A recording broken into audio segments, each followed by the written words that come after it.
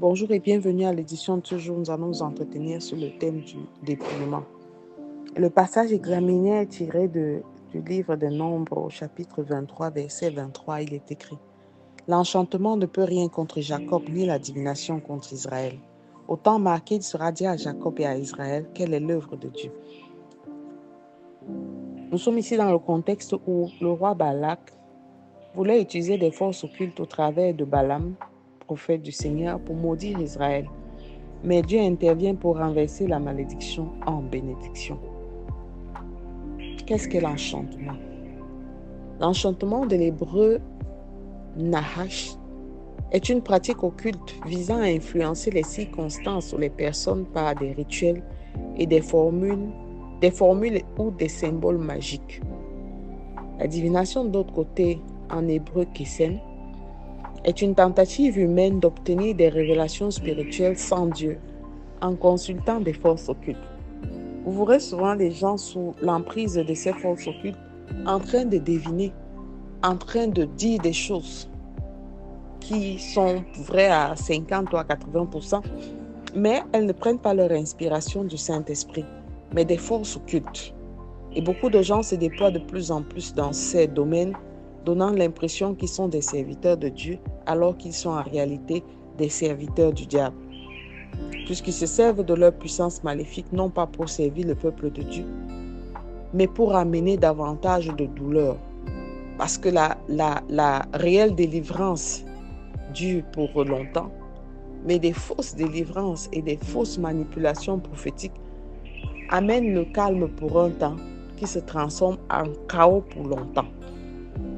Alors, ce verset affirme la vérité spirituelle suivante. Aucune puissance maléfique, aucune malédiction, aucune pratique occulte ne peut s'opposer à la bénédiction de Dieu dans ta vie. Parce que tu dois pouvoir t'identifier au peuple d'Israël. Mais la plupart du temps, on a donné dans nos assemblées, on a donné dans nos réunions de prière tellement de force au diable que la majorité des personnes qui sont sur place, qui suivent ces enseignements, ont refusé de continuer à faire le travail sur elles-mêmes. Les dépouillements commencent par toi-même, bien-aimé. Dépouiller, c'est se décharger, c'est enlever de sa connaissance, c'est se déconnecter des connaissances anti-Dieu pour se rapprocher du trône de grâce. Tu n'en as pas assez de suivre des choses, des déclarations, des révélations qui parlent de serpents dans le ventre, de carapaces et de crocodiles qui se baladent en toi. Bien-aimé, cherche en toi la force. Parce qu'il n'y a pas de bénédiction qui existe si tu ne lui as donné place, ou de malédiction à qui tu n'as donné place dans ta vie. Jésus-Christ a dépouillé les dominations et les autorités en triomphant d'elles par la croix. Et ce sera la suite de notre thème demain, dans notre développement sur les dépouillements. Alors tu devrais pouvoir te dépouiller aussi à ton tour. Il a cloué les condamnations, les actes et les autorités, les condamnations. Quelle que soit la condamnation qui était dans ta vie, tu dois pouvoir marcher et croire qu'elles ont été clouées à la croix, qu'elles ont été anéanties, que les œuvres du Seigneur ont été anéanties. Tu dois pouvoir croire que le sang de l'agneau t'a libéré de toutes les influences occultes. Si tes parents ont été sous l'emprise des influences occultes, commence à déclarer dans ta vie que par le sang de Jésus, tu es dépouillé. Commence à transformer ces malédictions. Commence à transformer ces connaissances parce que tu n'en avais même pas conscience tant qu'on ne te l'avait pas dit.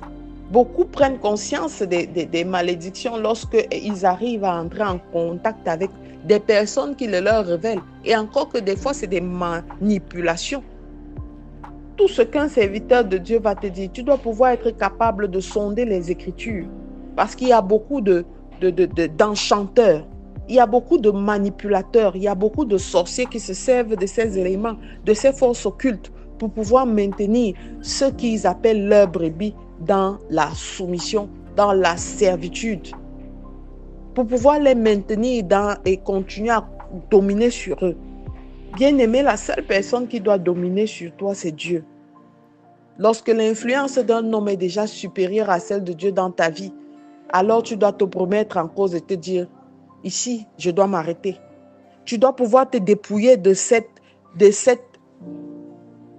domination, de cette influence, de cette manipulation. Tu dois pouvoir te dépouiller, te déconnecter et te demander en toi-même, qu'est-ce que j'ai dans mon cœur?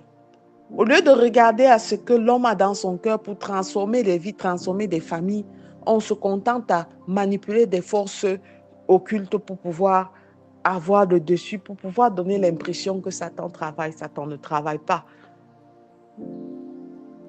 Nous servons un Dieu qui est l'Éternel des armées. C'est un puissant guerrier. Il est fort. Il est celui qui existe avant la création du monde. Il est celui-là qui pourvoit. Il est celui-là qui mène des combats invisibles. Il est celui dont la puissance est incomparable. Alors si ce Dieu a la main sur toi, qui d'autre peut dominer sur toi?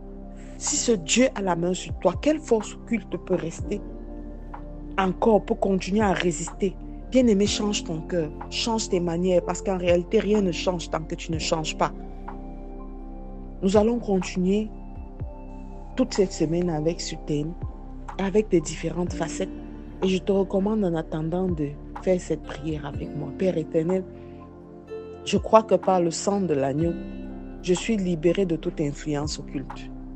Je crois que Jésus a déjà payé le prix à la croix. Et je crois qu'aucun enchantement, aucune divination n'a plus de pouvoir sur moi. Je suis libéré. Je peux célébrer ma liberté. Je peux célébrer mon dépouillement. Je peux célébrer ma déconnexion de toutes ces paroles de manipulation.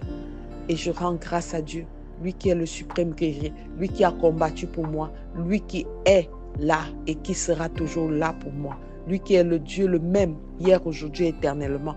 Béni soit son Saint-Nom. Au nom de Jésus-Christ, nous avons prié. Amen, amen, amen. Bien-aimé, tu n'es pas sous le coup de l'emprise.